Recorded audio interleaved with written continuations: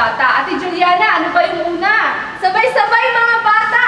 Umupo sa tilon. Ayan, so ang tilon na ating tinatawag mga bata ay yung inuupuan nyo ng kulay orange. At kapag kayo mga bata ay hindi nakaupo dito, kayo ay hindi kasama sa ating Sidewalk Sunday School. Pangalawa, Ate Rachel. Ayan, sabay-sabay tayo. Sundin ang mga leader. Mga bata, kung sa ating paaralan, ang ating mga leader ay ang ating mga guro. Sa ating mga tahanan, ang ating mga leader ay si nanay at si tatay. Dito naman sa ating Sidewalk Sunday School, ang tinatawag nating leader ay iyong mga ate at kuya na iyong nakikita sa harapan, gayon din sa mga ating mga gilid. Pangatlo, ang ibig sabihin na pito ay tahimik. Mga bata, kapag inyong narinig ang pito, kayo dapat ay tatahimik. Ayan, pero alam mo ba, Ate Juliana, naniniwala ako na dito sa ating side ay mas tahimik ang mga batang babae. Diyan ka nagkakamali, Ate Rachel, dahil mas tahimik ang mga batang lalaki. Patunayan na lang natin, Ate Juliana, kung sino talaga ang pinakatahimik sa kanilang lahat. Sige Kung pa. batang babae ba o yung batang lalaki. Mga bata, pagbilang ko ng 3 ay isisigaw ninyo ang inyong mga pangalan. At kapag narinig ninyo ang pito, lahat kayo ay tatahimik. Handa na ba kayo mga bata? Opo! Okay, kung gayon, pagbilang ko ng 3, kayong lahat ay sisigaw. 1, 2, 3! Juliana! Ayan. Tunay na natahimik ang mga bata dito sa ating side. Kung kaya naman, tayo ng lahat ay mananalangin. Mga bata, tayo muna ay sumandaling manahimik dahil sa oras na ito ay ating kakausapin ng ating Panginoon. Pagdikitin natin ang ating dalawang kamay, iyuko natin ang ating mga ulo at ating ipikit ang ating mga mata at tayo sumunod sa panalangin ni Ate Rachel. Panginoon, maraming salamat po sa hapon na ito na inyong ibinigay sa amin. Patawarin niyo po ako sa aking mga kasalanan at sa aking pakikinig ng inyong salita. Tulungan niyo po ako na ito'y aking maintindihan. Salamat po sa pangalan ni Jesus. Amen. Ayan mga bata, tayo ng lahat ay tumayo dahil sa oras na ito ay bibigyang galang natin ang ating bansa. Kung kaya naman mga bata, tayo ng lahat ay tumayo. Kaya naman ating itaas ang ating kanang kamay at ating ilagay sa ating kaliwang dibdib.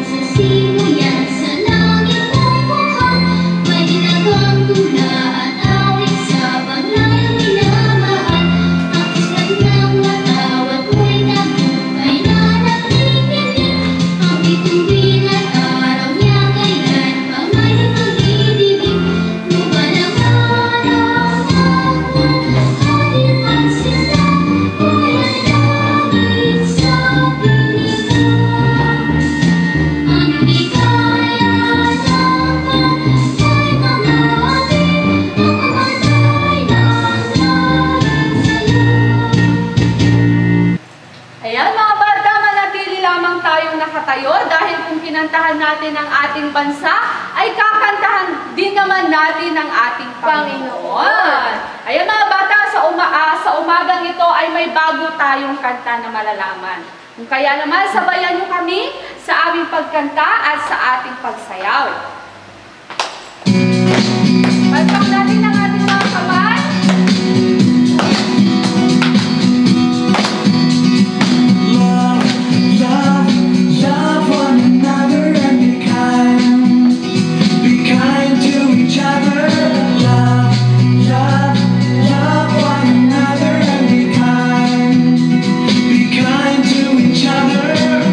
Jesus told us to love Him.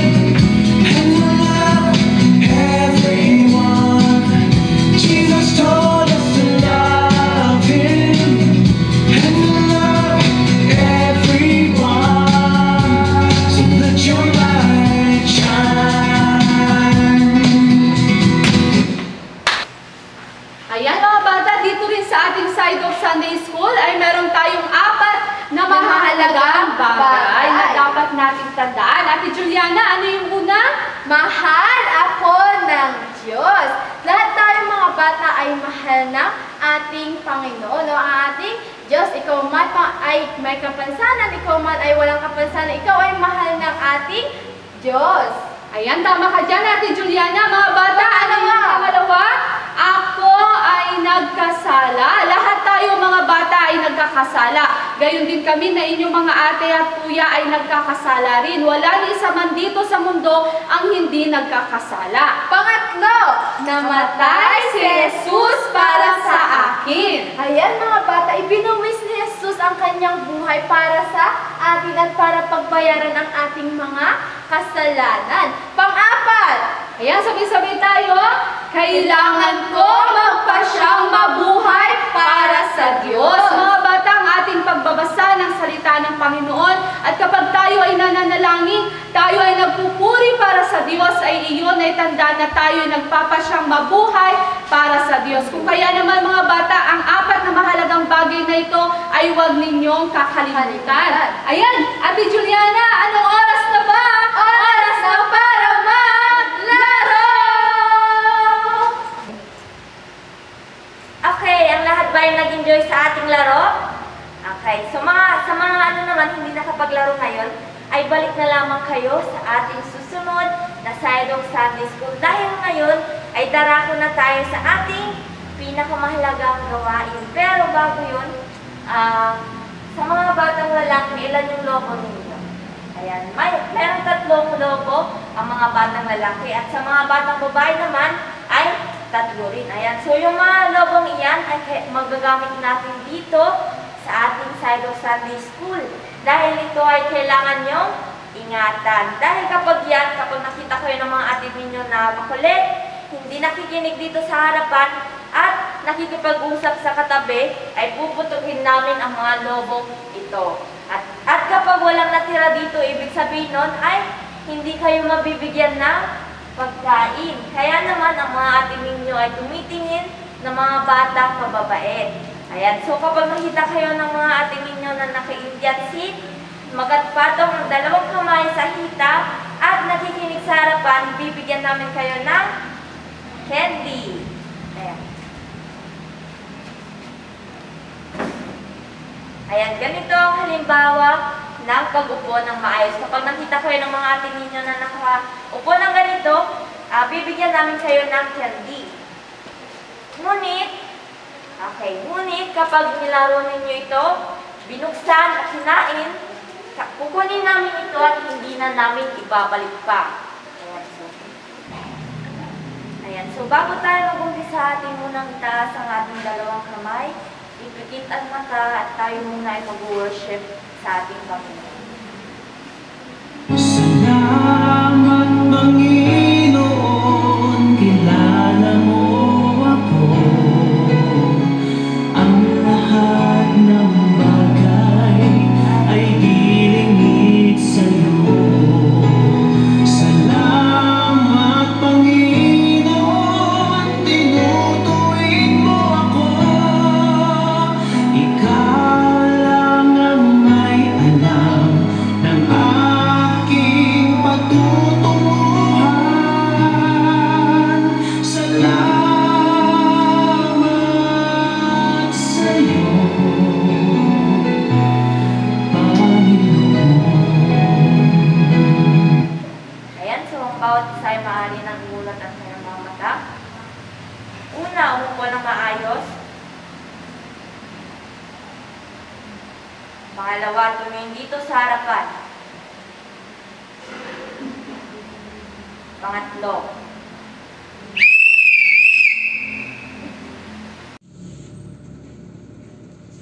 Ang saya-saya ko ngayon. Salamat sa Panginoon at patuloy niya akong binibigyan ng lakas. Teka. Ano bang ginagawa mo? Tingnan mo yung dinadaanan mo. Ako, pasensya na po. Dumating po kasi yung order ni nanay ko galing sa Lazada at Shopee para sa gaganaping pagdiriwang doon sa kaarawan ko. Binilhan niya po ko ng madaming damit, madaming pangdekorasyon, madaming lobo at marami pa pong iba. Wow! Talaga namang marami! Marami silang binili sa'yo at alam ko na dapat mo itong At dapat mo ito na ipagpasalamat sa Kanya. Naku po, kulang pa nga po itong mga to Kailangan ko pa ng maraming bagay. Kailangan ko pa ng damit, ng sapatos, ng bagong relo, at madami pang iba. Teka. Binigyan ka ng maraming bagay ng nanay mo. Tapos, hindi ka magpapasalamat sa Kanya. Dapat lang na ipagpasalamat mo ito sa Kanya. Teka, upo ka muna at may sasabihin ako sa iyo. Alam nyo ba, minsan mga bata, na gano'n din tayo sa Kanya. Iniisip natin yung mga bagay na wala tayo. O di kaya nagre-reklamo tayo kasi hindi natin nakukuha yung gusto natin. Sa halip na tayo ay mag-focus sa ating mga bagay na meron tayo. Alam niyo ba mga bata, na binigyan tayo ng Diyos ng mga bagay na dapat na ipagpasalamat natin ngayon. Dahil ito ang katotohanan na dapat natin malaman ngayon. Binigyan ka ng Diyos ng mga bagay na dapat mong ipagpasalamat. Tulad na lamang sa ating talatang sasauluhin. Mga bata, ako muna bago kayo. Lagi kayong magpasalamat sa Diyos na ating Ama dahil sa lahat ng bagay sa pangalan ng ating Panginoong Hesukristo. Efeso 5, verse 20. Mahalaga na magpasalamat ka sa Panginoon. Sa Kanya ka magpasalamat dahil lahat ng bagay na meron ka ngayon ay nanggagaling sa Kanya. Tulad na lamang sa ating bisita ngayon, na dapat lagi siyang magpasalamat sa Panginoon dahil lahat ng mga bagay na meron siya ay galing ito sa Panginoon. Tulad na lamang ng tahanan na meron ka, dapat mong ipagpasalamat ito sa Panginoon dahil hindi lahat ng tao ngayon ay may hinihigaan na kama o di kaya naman banig. Magpasalamat ka rin sa Panginoon dahil meron kang damit, lumaman ito o di kaya nabili sa ukay-ukay, kailangan mo na ipagpasalamat ito sa Panginoon. At higit sa lahat, magpasalamat ka dahil mayroon kang pamilya. Ipagpasalamat mo sa Panginoon na may mga magulang ka, may mga kuya ka na siyang tumutulong din sa iyo. Nagpasalamat ka rin sa Panginoon dahil binigyan ka niya ng kalakasan at kalusugan. Lagi mong ipagpasalamat sa Panginoon ang mga bagay na meron ka. At dapat mong alam o dapat mong malaman ang katotohanan ngayon. Binigyan ka ng Panginoon ng lahat ng mga bagay na meron ka upang ipagpasalamat mo ito sa Kanya. Tama po kayo. Binigyan ako ng aking nanay ng mga bagay na ito. Kaya ngayon din ay pupunta ako sa Kanya para magpasalamat. Magandang ideya yan. Kaya naman sa inyo mga bata, binigyan ka ng Panginoong Diyos ng mga bagay, lahat ng mga bagay na meron ka upang ipagpasalamat mo ito. Napatunayan ng siyensya ng pagsasabi ng salamat po ay nakapagbibigay ng magandang kalusugan pangkaisipan. Alam ba ninyo na maging si Jesus sa Biblia ay nakaranas ng pagpapasalamat sa Diyos sa kabila ng kanyang nararanasan? Nang araw din iyon, ang ating Panginoong Jesus ay nakatanggap ng balita na ang kanyang kaibigan ay namatay na. Ang araw na iyon ay hindi madali. Subalit, nakita ni Jesus ang maraming tao na sumusunod sa Kanya at siya ay naawa at pinagaling ang kanilang mga sakit. Ating panoorin ang nangyari kay Jesus. Hindi na sila kailangang umalis. Kayo ang magpapakain sa kanila. Ngunit 5 tinapay at 2 isda lamang ang meron tayo. Ngunit Guro, sa dinami ng mga tao na narito, hindi sapat ang 5 tinapay at 2 isda para sa ating lahat. Ibigay ninyo sa akin ang mga iyan. Panginoon, maraming salamat po sa pagkain ibinigay ninyo. Ang 5 tinapay at 2 isda ay hindi sapat na mapakain ang 5,000 tao na naroon. Subalit, pinili pa rin ng ating Panginoong Jesus na magpasalamat sa mga bagay na ibinigay ng Diyos. Gayon din sa atin mga bata. Ikaw din ay maaring maging katulad ng ating Panginoong Jesus na pwede natin gayahin na matutong magpasalamat sa mga bagay na ating nararanasan. Kapag ikaw ay nakapasok ng paaralan, ipagpasalamat mo ang bagay na ito. Ang iyong pamilya na iyong nakakasama sa tahanan, ipagpasalamat mo ang mga bagay na ito. maging ng ating mga damit na naisusuot, ipagpasalamat natin ang mga bagay na ito. O kahit pa tayo ay nakakaranas ng kalungkutan o pagsubok sa ating mga buhay o ng kakulangan sa ating buhay, ating ipagpasalamat ang mga bagay na ito na nanggagaling sa ating Panginoong Hesus. Ating panoorin ang sunod na nangyari. Ipamahagi niyo ito sa kanila.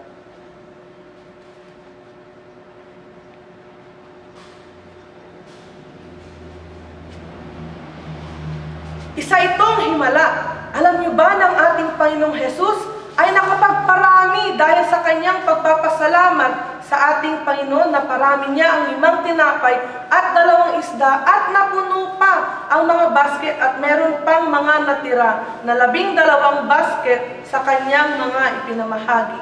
Tandaan natin mga bata na ang pagpapasalamat sa Panginoong Diyos ay isang bagay na dapat meron sa ating mga puso. Ating ipagpasalamat anuman ang mga bagay na meron ka dahil ito ay nagmula sa ating Panginoon. Ipagpasalamat mo ang mga bagay na nanggaling sa Panginoon. Mga bata, tayong mga Pilipino ay mahihilig sa pagkain ng pandesal. Talaga naman na napakasarap itong pandesal, lalong-lalo na tuwing umaga, no? Lalo pag merong itong partner pa na mainit na kape.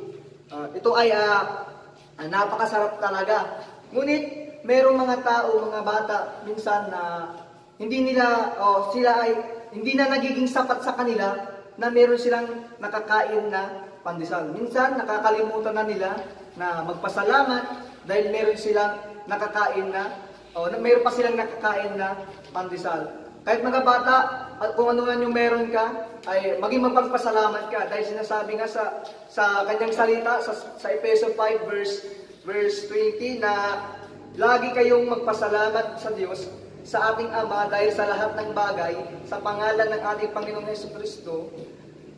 So lahat ng bagay daw na meron tayo mga bata, ay nanggaling lamang sa ating Diyos. So kung ano yung meron ka mga bata, ito ay ipagpasalamat mo sa Diyos, no? Dahil ito ay nagmula sa ating Diyos. Ngunit nagiging problema sa ating mga bata, minsan nakatuon ka sa mga bagay na wala ka, imbis sa mga bagay na meron ka, doon mo naitutuon yung bagay. Minsan hinahanap mo yung bagay na wala sa iyo. O minsan naman halimbawa na ng mga bata na kunwari meron kang sapatos, minsan kahit meron kang sapatos na isa, minsan kaya naman 2, nagiging kulang pa sa iyo yun.